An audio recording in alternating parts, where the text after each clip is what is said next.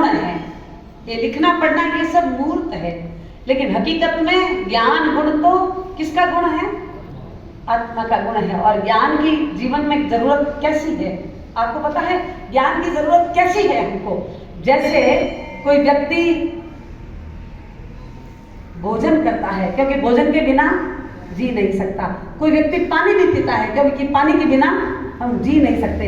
लेकिन पानी से भी ज्यादा जरूरी, भोजन से ज्यादा जरूरी पानी है, और पानी से भी ज्यादा जरूरी ऑक्सीजन है। ऑक्सीजन, ये वायु, ये हवा, और हवा के साथ में मिला हुआ ऑक्सीजन। ये ऑक्सीजन श्वास में जाता है ना, तब हमारे प्राण चलते हैं, तब हमारी धड़कनें धबकती है।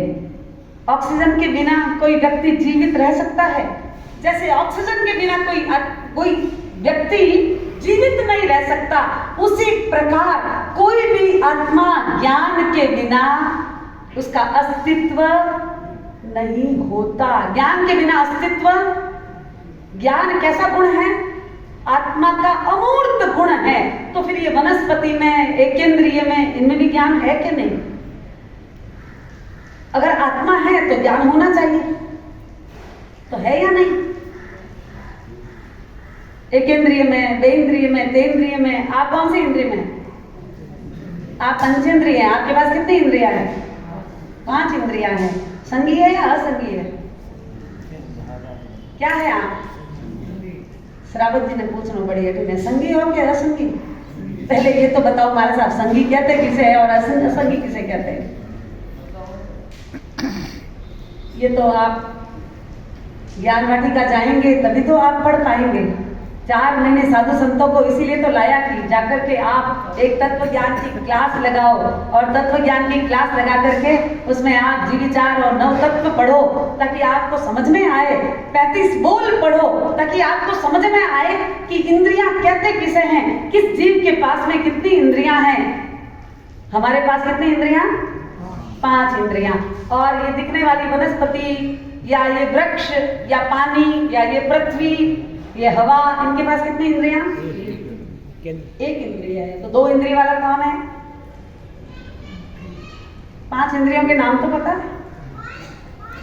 5 इंद्रियों के नाम तो पता है? जी है, ये किताबों में नहीं छोड़ा है। हमारे जानने की कोई जरूरत ही नहीं है। हमको तो केवल और केवल पैसा कैसे कमाना है, धन कैसे कमाना है, वित्त कैसे कमाना है। 24 घंटे हमारा चित्त केवल और केवल वित्त में लगा रहता है कि धन कैसे आए। हकीकत में धन पुण्य से आता है, और ज्ञान कैसे आता है? ज्ञान पुरुषार्थ से आता है। धन कैसे आता है? धन अगर पुरुषार्थ से आता, पैसा अगर पुरुषार्थ से आता, तो एक कड़िया 24 घंटे में से 12 घंटे धूप में तपता है, सर्दी में, गर्मी में, बारिश में, कितना पुरुषार्थ करता है, कितनी मेहनत करता है। लेकिन मेहनत करने के बावजूद भी एक मैसन कितना कमाता है? 200 रुपए, 500 रुपए। दिहाड़ी मजदूर कितना कमाता है? पर डे की इतनी ही कमाई है। इसलिए पुरुषार्थ से पैसा नहीं आता। पैसा कैसे आता है? पैसा पुण्य से आता है, और ज्ञान पुरुषार्थ से आता है। ज्ञान जब पुरुषार्थ से आता है, गुदड़ में सोए सोए पुरुषार्थ हो जाएगा। उपासना से दूर रहेंगे, ज्ञान वाटिका नहीं जाएंगे, दुकान पर बैठे रहेंगे, 24 घंटे मोबाइल चलाएंगे, इससे ज्ञान आ जाएगा। महाराज साहब, आजकल तो गूगल में ज्ञान भरा पड़ा है। गूगल खोलो, गूगल भी बड़ा ज्ञानी बना हुआ है। गूगल खोलो, ज्ञान ही ज्ञान भरा हुआ है। किसी भी विषय का नाम डालो और सारी की सारी जानकारी गूगल पर मिल जाती है, सो गूगल पर उपस्थित हो जाती है। तीर्थंकर परमात्मा का ज्ञान, शास्त्रों का ज्ञान, आगमों का, संसार का ज्ञान गूगल पर मिल सकता है। कैसे खाना है, क्या खाना है, कैसे कमाना है, कैसे दुकान चलानी है, दुकान चलाने के लिए क्या क्या हथकंडे अपनाने हैं, नए नए जो भी रूल्स निकल रहे हैं, उन रूल्स को तोड़ने के लिए हमें अपनी बुद्धि का कैसे प्रयोग करना है, ये सारी चालाकियां आपको गूगल पर मिल सकती है। दुनिया का ज्ञान, संसार का ज्ञान, गूगल पर मिल सकता है, मोबाइल पर मिल सकता है, बाकी तो आत्मा का ज्ञान, परमात्मा का ज्ञान, सच्चे सुख को पाने की राह, वो तो केवल और केवल परमात्मा के आगमों से, परमात्मा की वाणी से ही हमें मिल सकती है। ये जीवन हमने प्राप्त किया है, लेकिन जीवन प्राप्त करने के बाद भी अभी तक हमें जीवन का लक्ष्य समझ में नहीं आया, जीवन की मूल्यवत्ता भी समझ में नहीं आई है। अभी तक जीवन की मूल्यवत्ता समझ में नहीं आई है। अभी तक तो धर्म की पोथी की 2 पाठियां भी हमने नहीं पढ़ी है। अभी तक न तो गुरु वंदन सही तरीके से करना आता है, न मंदिर में जाते हैं तो परमात्मा के लिए चैत्य वंदन की विधि हमें सही तरीके से आती है।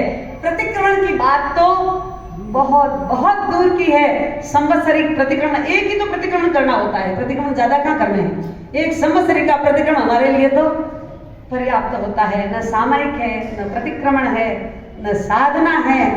ये आत्मा, इस आत्मा को कैसे मांझेंगे। ये दृष्टि जो मलिन पड़ी है, इस दृष्टि में जो जाले जमे हुए हैं, मिथ्यात्व के, विषय के, वासना के, कषायों के, उन जालों को हम कब निकालेंगे। पहली बात तो ये है कि अभी तक हमें समझ नहीं कहाँ आया है कि धन असली कौन सा है।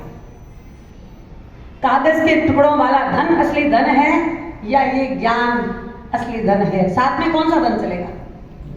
कमाया तो आपने बहुत, 18 पापस्थानकों का सेवन करके, विषय कषायों का सेवन करके, अनेक प्रकार के राग द्वेष करके, झूठ बोल करके, अनेक प्रकार के पाप करके जो आपने धन कमाया, वह धन तिजोरी में रहता है, लॉकर्स में रहता है, बैंक में जमा रहता है, और पल भर में सांस निकल जाती है, आत्मा रवाना हो जाती है पिंजरा छोड़ करके।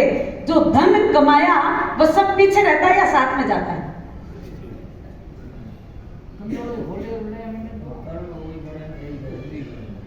एक दांत भी अगर सोने का लगा था ना, एक दांत, तो वो भी संडासी से खींच करके बाहर निकाल देते हैं। या एक अंगूठी, मान लो कि मृत्यु हो जाए और बाद में शरीर ऐसा फूलना चालू हो जाए कि सोने की अंगूठी अगर अंगुली में फंस जाए तो क्या करेंगे।